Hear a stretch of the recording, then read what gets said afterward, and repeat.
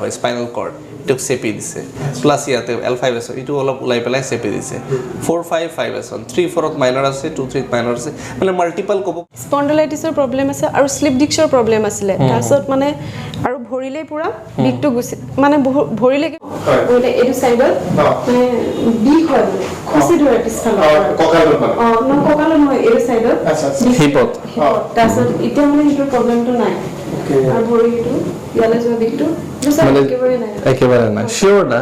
খসা কৈছে নে মিছাটো কোৱা নাই মিছাকে কোৱা নাই কিন্তু আচ্ছা 7 বছৰৰ পৰা এটো বিক ভুগি আছো কিন্তু মই আজি 5 দিন ডিপেন্ড লৈছো ইয়াত মই ভৰি বিকটো আৰু মই যতে হক সুপাৰতে হক বা ডাইনিংতে হক মানে বাথৰুমতে বহিলে মোৰ এটো সাইড বহুত পেইন হয় কিন্তু এটো পেইন নাই স্যাৰ এতিয়া শিওৰ নাই খসা কৈছে